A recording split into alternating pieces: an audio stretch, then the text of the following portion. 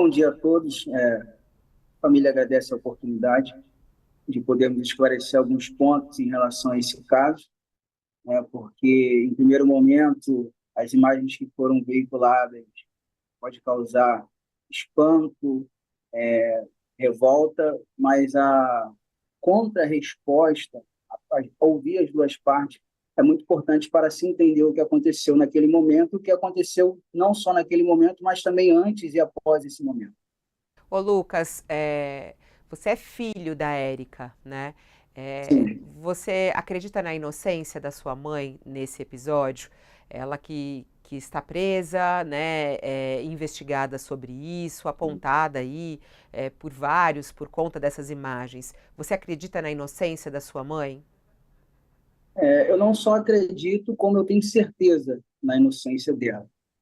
Há vários pontos relevantes que precisam ser levados em consideração. Em primeiro momento, nós podemos ver que, em momento algum, ela tenta assinar nenhum empréstimo. Acho que alguém em sã consciência não ficaria pedindo para um defunto pedir para assinar nada. Em todo momento, ela falava com o meu tio, que ela acreditava naquele momento ainda estar vivo, e ela dizia: tio, assina, o que o senhor pode fazer, eu não posso. Então, em nenhum momento ela tentou aplicar um golpe, tentou nada. E eu tenho certeza na inocência dela, não só como acredito, mas tenho certeza. Agora, O, a despeito de toda a cena, que você tem razão, não é preciso, não se pode considerar apenas aquela cena, é preciso considerar o contexto.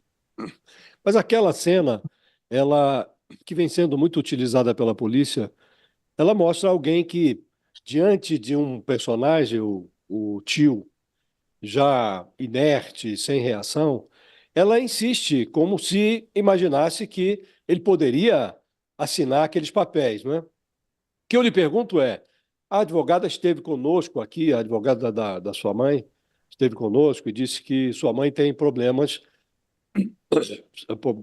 psiquiátricos, né?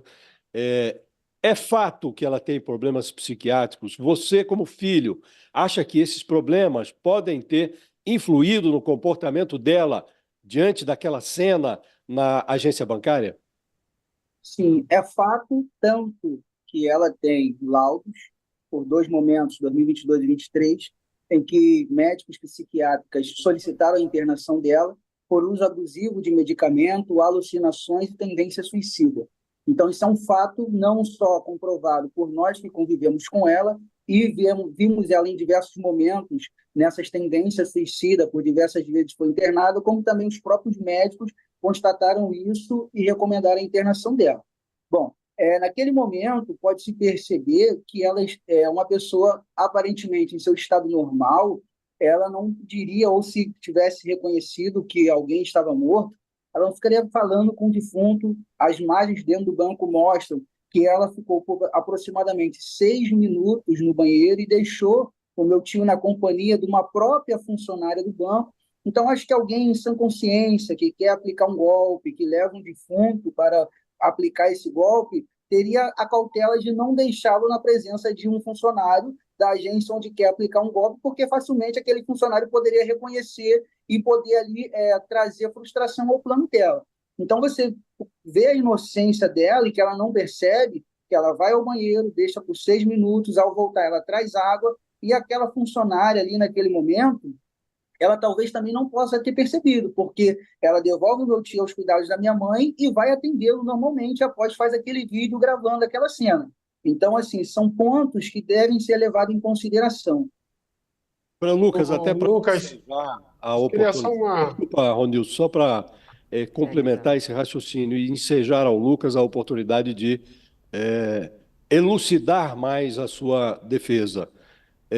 Se ela tinha, como você diz, o uso, ela costumava usar abusivamente medicamentos, tinha tendência suicida, por que uma pessoa com essas características sai com um idoso para ir a uma agência bancária, um idoso que tinha saído recentemente do hospital?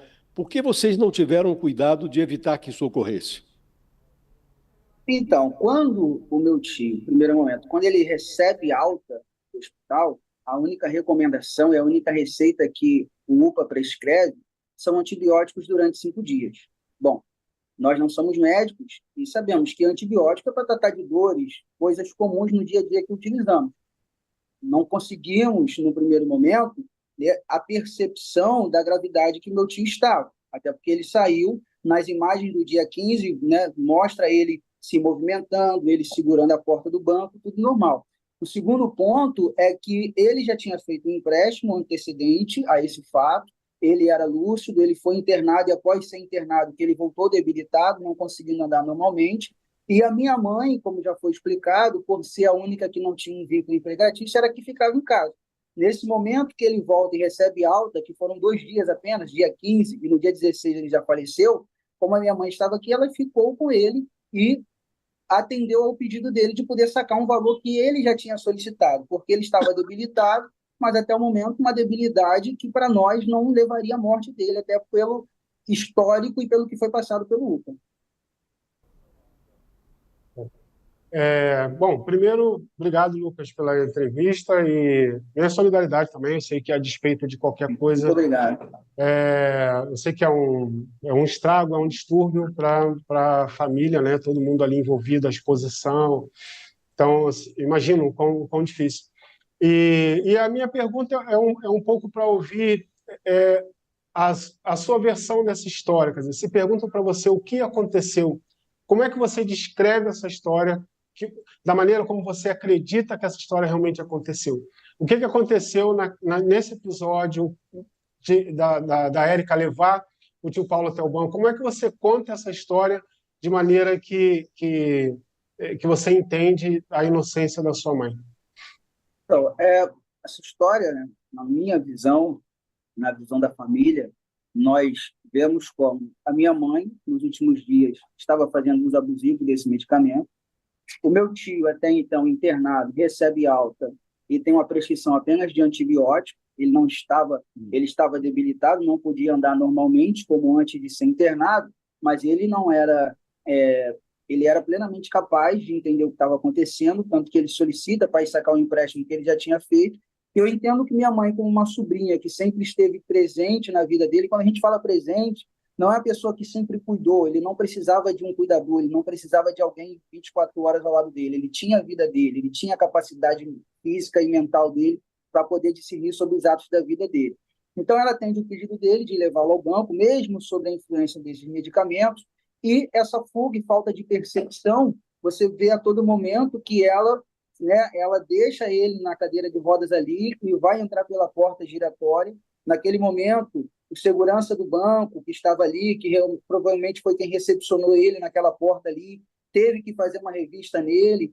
Se ele estivesse morto naquele momento, porque esse segurança ou quem abriu aquela porta, que os vídeos mostram, alguém abrindo a porta e ela deixa ele e sai, porque alguém naquele momento, se ele estivesse morto, não interceptou ali, não verificou ali, não chamou um socorro ali. Então, eu vejo que a todo momento ela não consegue perceber o que está acontecendo realmente ao redor dela. Se é que naquele momento meu tio já estava morto.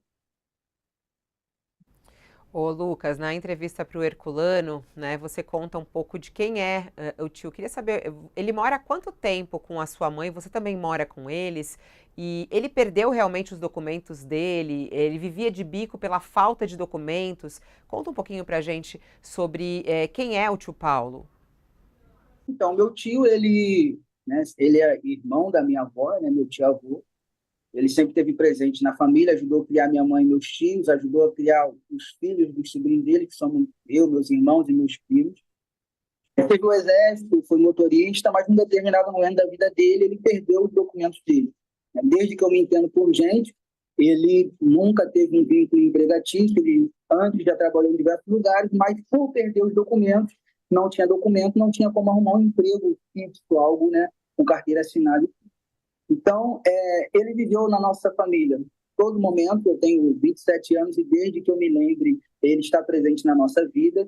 Ele não viveu esse tempo todo na casa da minha mãe, né? A família, ela é aqui um quintal, como foi gravado, e as pessoas, né, nossa família, todo mundo mora aqui, ele vivia conosco. Ora na casa de um, na casa de outro, agora aqui em casa, junto comigo, com a minha mãe, tem aproximadamente uns 3 a 4 anos que ele está aqui, exatamente. E deixar bem claro que ele nunca foi debilitado, nunca precisou de auxílio. Ele nunca precisou de alguém 24 horas para cuidar dele. Ele tinha a vida dele independente. E a sua mãe tinha uma boa relação com ele? Eles tinham uma relação de carinho, assim? Se davam bem? Você poderia repetir, por favor? Não E saiu. a relação dele com a sua mãe era uma boa relação? Eles tinham um bom entrosamento? Era uma boa relação? Eu tô com... Não estou conseguindo ouvir, não. Não está saindo Será para que eu tô mim. sem. Vocês estão me ouvindo? Tá me ouvindo, Josias? Eu Tô estou. ouvindo, tô ouvindo. Repete a pergunta aí pra ele. Eu Então, acho que acho é que é um você que não tá problema me de ouvindo. entender. É, Você tá tá me me ouvindo ouvindo, agora? Lucas? Não. Acho que Para Você mim aqui ouve, não está saindo mais. perdeu a você ouve a ligação. gente? Ele não tá ouvindo Sim. eles também. Não. O áudio dele caiu. Tá certo, então. Obrigada, Lucas. Muito obrigada, Muito então. obrigado. Deus abençoe. Tá bom, tchau, tchau. Ele não tava não tava mais ouvindo. Essa história é muito triste, né, Ronilson? A gente tá acompanhando, você que inclusive é do Rio de Janeiro, essa história que é do Rio de Janeiro, mas que tomou conta do Brasil.